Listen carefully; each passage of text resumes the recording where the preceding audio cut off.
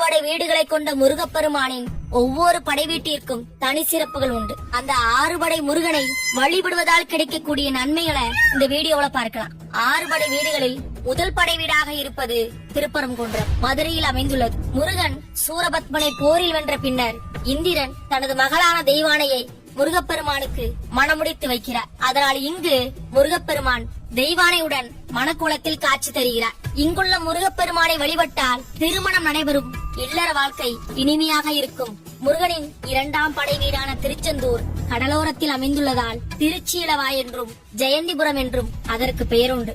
இங்கு முருகப்பெருமான் சூரபத்மனை அழித்ததாக கந்தபுராணம் கூறுகிறது. இங்கு முருகப்பெருமானை கடலில் நீராடி பின் வழிபடுதல் நல்லது.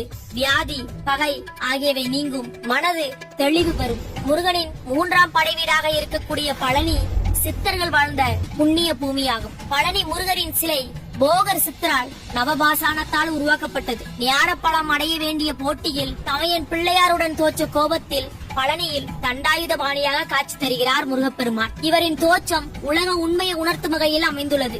இங்கு அபிஷேகம் செய்யப்பட்ட பஞ்சாமிர்தம், பால், தீர்த்தம் பிரசாதமாக சாப்பிட்டால் சகல நோய்களும் தீரும். ஞானப்பழமாக இருக்கின்ற முருகப்பெருமானை வழிபட்டால் தெளிந்த ஞானம் கிடைக்கும். முருகனின் 4ஆம் படை வீடாக இருக்கக்கூடிய இடம்தான் சுவாமிமலை. தன்னை விட தன் பிள்ளைகள் அறிவுடையவர்களாக இருப்பது தந்தைக்கு மகிழ்ச்சியை தரும். அது மனிதர்களுக்கு மட்டுமல்ல, இறைவனுக்கும் அப்படித்தான். தன் பிள்ளையின் வாயால் பிரணவ மந்திரத்தின் பொருளை கேட்க பிள்ளையை குருவாக ஏற்றி தான் சீடராக அமைந்து குருவின் விளக்கத்தை கேட்ட இடம்தான் சுவாமிமலை. அதனால் இந்த சுவாமிமலை முருகன் சிவகுருநாதன் என்ற பெயரால் வணங்கப்பட்டு வருகிறார். தந்தைக்கு உபதேசம் செய்த முருகப்பெருமானை இங்கு வழிபட்டால் ஞானம், சுகவாழ்வு, மகிழ்வு ஆகியவற்றை பெறலாம். திருச்செந்தூரில் சூரனை வதம் செய்த முருகப்பெருமான் 5ஆம் படை வீடான திருத்தணிக்கு சென்று தனது கோபத்தை தனித்துக் கொண்டு சாந்தமானதால் தணிகை என்று இந்த ஊருக்கு பெயர் வந்தது. மேலும் வேடர் குலத்தில் பிறந்த வள்ளியை அண்ணன் கணேசனின் உதவியுடன் காதல் திருமணம் செய்து கொண்ட இடம்தான் திருத்தணி. இந்த கோவில்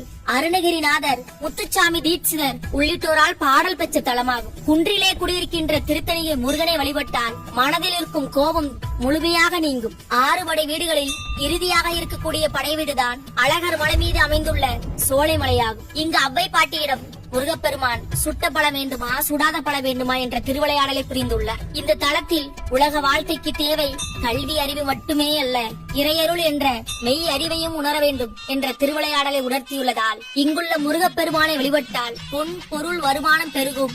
அங்குள்ள சுனையில் நீராடுதல் மிகவும் சிறப்பை தரும். முருகர் உங்களுக்கு பிடிக்கும்னா முருகான கமெண்ட் செய்து லைக் பண்ணி உங்க ஃப்ரெண்ட்ஸ்க்கு ஷேர் பண்ணுங்க.